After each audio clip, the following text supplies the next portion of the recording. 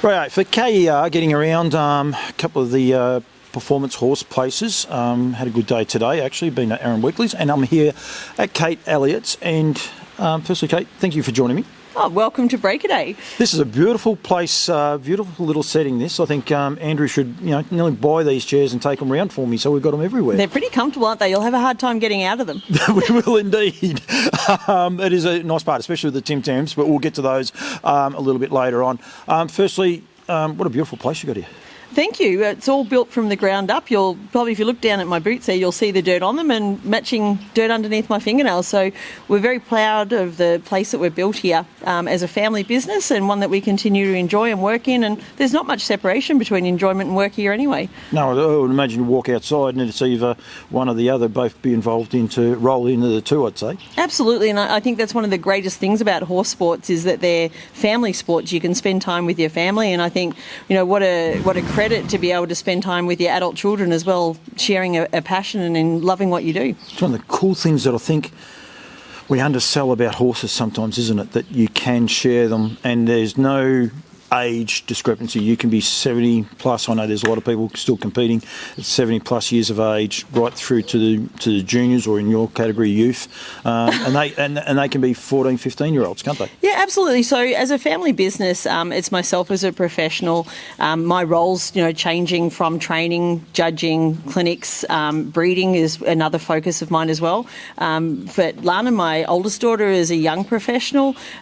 She's just at the height of her career and a very successful one at that. And I've also got another daughter who competes currently as a youth rider, as a non-pro. So it's great that the three of us can go and travel together, spend weekends together, spend our time training and supporting each other throughout the year. That's just as enjoyable as the competitions themselves. Do you get competitive against each other?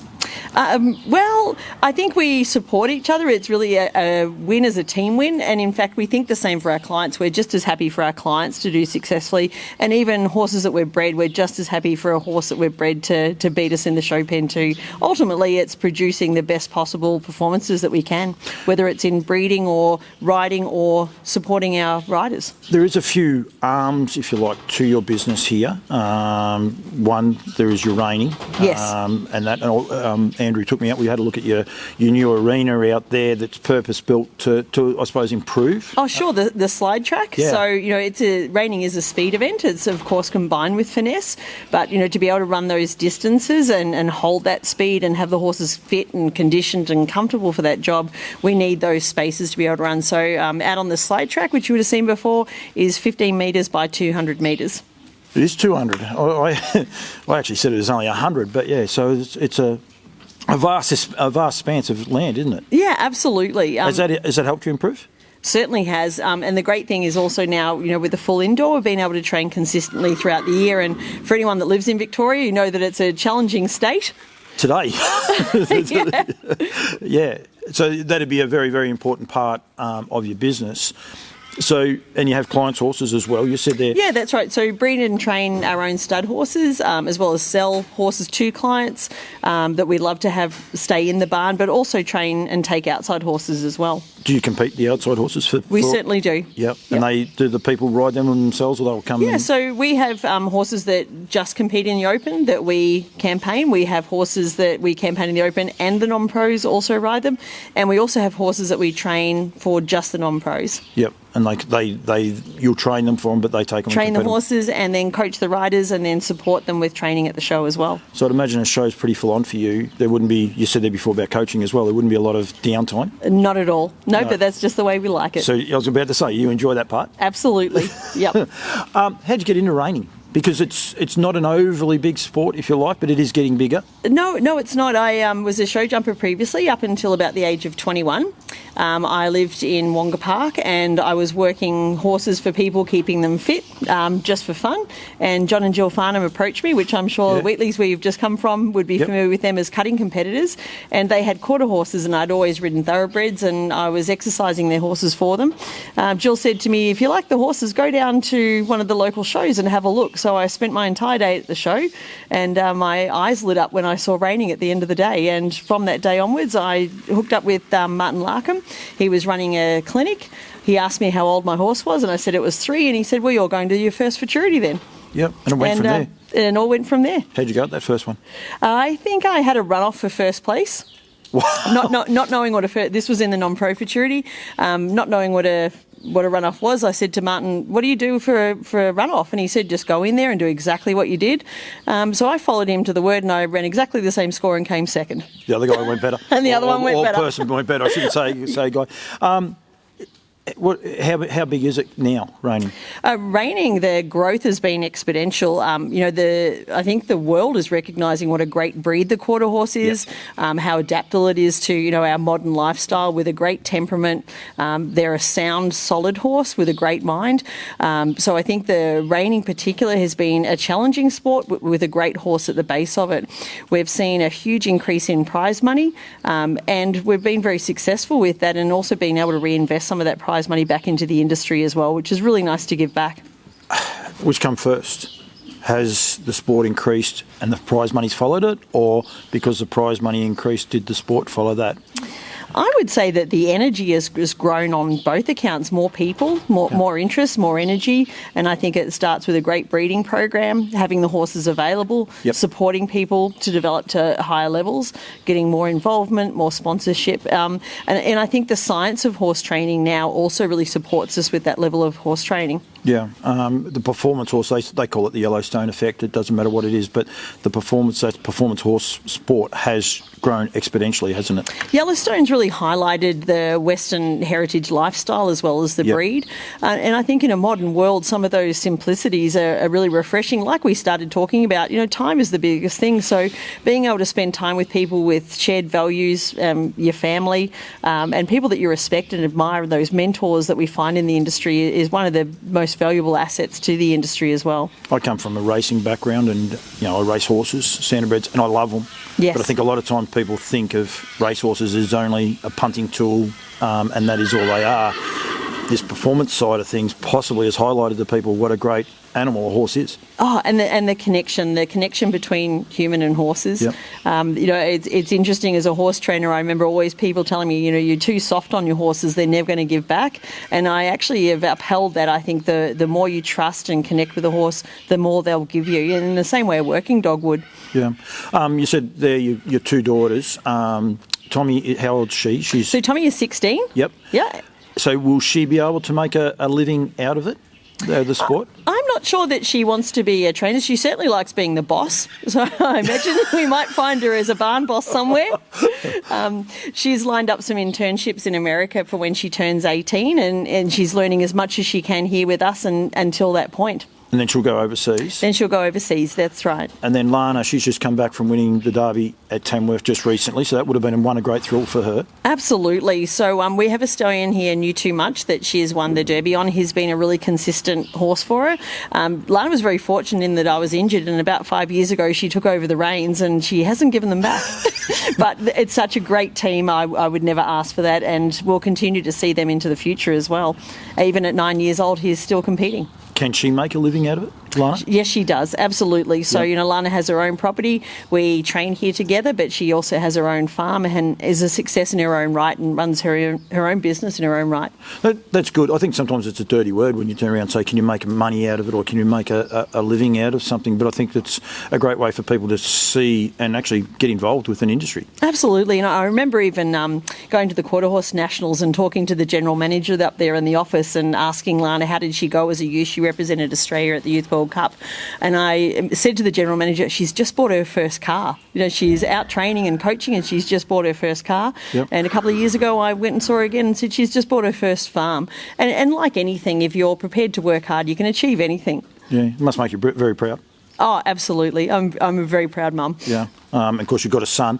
He not interested in the horses, though? Motorbikes are his first passion? He doesn't mind riding horses, but hard enduro is his passion. He thinks that cantering's easy, and who would be scared of falling off, because, hey, he falls off at 120 k's and falling off a horse seemed like nothing to him. Just got to point out to him there's more chicks with the horses than there is with the motorbikes. Maybe he should be thinking about that part of it. Yeah, well, that's true, isn't it? We need to get more young blokes into the sport.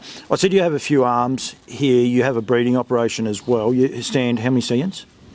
So we've got one of our own. We've got another young one that's up and coming. So we have a 2-year-old that we've just started that we're looking as retaining as a junior sire. Yep. But we also have a number of clients' horses in training that are stones as well that'll be standing at stud that have... Belanda's been very successful on this year as well. Doing social, they compete. Forgive my ignorance. Is it AI with quarter horses, or is it? You can live cover AI, chilled or frozen. Yep. Yeah, absolutely. So we have great access to fantastic veterinary services, and in fact, Dustone's right there enjoying himself right now. Do you enjoy that part of it? The breeding part, absolutely. I mean, other than the sleepless nights, and as a racehorse trainer, you would have experienced, standardbred racing, Yep. you would have experienced that too. You know, falling down time is time for not much sleep. Don't talk to me. We've got 2 weeks and it starts, and so it is one of those times where it's very different, but it's also incredibly rewarding, isn't it? Oh, absolutely. To bring something to life, and particularly when you look at, we're talking about values. There's things that we value in horses in conformation and athleticism, and when you see that come to life, when you're looking at 3 and 4 generations of your own breeding program, and hop on in and you feel all of that come to life in the show pen, that's just an incredible feeling as a breeder. Yeah, it is. It's one of the great things I think we probably don't sell enough, that when you can bring something right through, it's a thrill, whether it is winning a race, whether it's winning a show jump, whether it's raining, cutting, doesn't matter, camp draft, whatever it is, it is a big thrill. Absolutely. I'm here with KER. They've got an affiliation with Barastoc. You feed their products. With the size of this operation, to be able to call on the guys from KER and Barastoc, it must be a lifeline for you. I think it's something that a lot of people don't realise, just how accessible these professional nutrition consultants are. And it's really simple things, from laminitis to late gestation pregnancy. There's so many times, I would say that I probably call KER once or twice a week with just some sort of anomaly that I'm not sure what to do, changes in feed. Victoria's just recently experienced drought. Yep. So we had to look, given that we're feeding a large quantity of horses, how are we going to spread the feed? How are we going to make sure we meet their nutritional needs so that they can perform well? So they're a fantastic resource, and I think, a lot of people don't realise just how approachable and accessible, and just like us, we're very approachable and accessible as well. We love what we do. So if a young person walks up to us and says, hey, I'm having trouble with my horse doing this, we can't wait to help them. And I think that KER is so passionate about nutrition that when we call and ask for that help, there it is right there.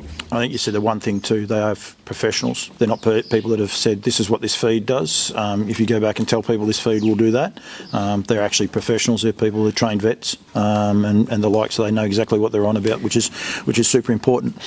I'm not shy around hats and sponsorships and things like that, and we purposely are sitting this way because we both wanted to have the KER on the right side.